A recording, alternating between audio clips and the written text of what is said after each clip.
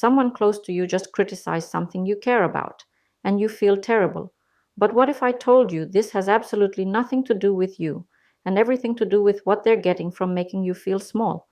This is one of the most important psychological dynamics to understand, because once you see it clearly, you become nearly immune to other people's attempts to diminish you. When someone tries to devalue you or what you're doing, your first instinct is probably to defend yourself or wonder if they're right. Maybe you even start questioning your own judgment. This is completely natural, but it's also missing the real story. Here's what's actually happening. Devaluation serves specific psychological functions for the person doing it, and these functions have nothing to do with helping you or being accurate about your worth. First, it helps them manage their own insecurities. When someone else's success or confidence triggers their own feelings of inadequacy, criticizing that person provides temporary relief. They don't have to face their own fears about not being good enough if they can convince themselves that others aren't really succeeding either. Second, it gives them a sense of control.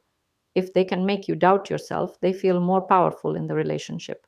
This is especially common with people who feel powerless in other areas of their life. Making you feel smaller makes them feel bigger. Third, it protects them from having to change.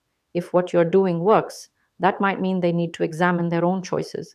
It's much easier to dismiss your progress than to face the uncomfortable possibility that they could be doing things differently. And fourth, it can be a way to keep you in a role they're comfortable with. If you growing or changing threatens their sense of how the relationship should work, devaluation becomes their way of trying to pull you back into the familiar dynamic.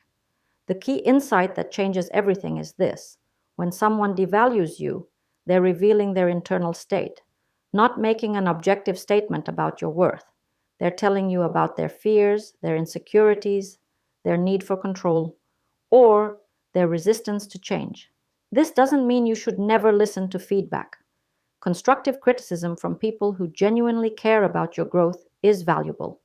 But there's a huge difference between someone offering thoughtful perspective and someone trying to diminish you. Constructive feedback focuses on specific behaviors and offers alternatives. Devaluation attacks your character, your worth, or dismisses your efforts entirely. Constructive feedback comes from a place of caring. Devaluation comes from the critic's psychological needs. Once you understand this, something powerful happens. Instead of absorbing their criticism as truth about you, you start seeing it as information about them. Instead of getting defensive, you get curious. What must be happening inside them for them to need to make you feel bad? This shift protects your energy and your confidence.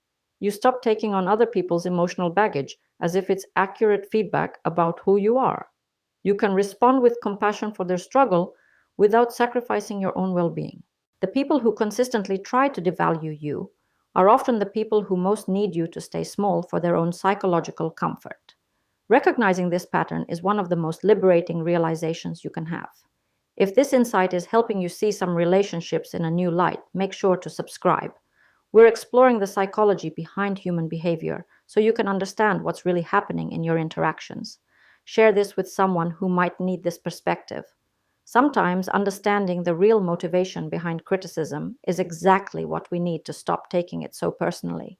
Your worth isn't determined by other people's ability to see it, and their need to diminish you says everything about them and nothing about you.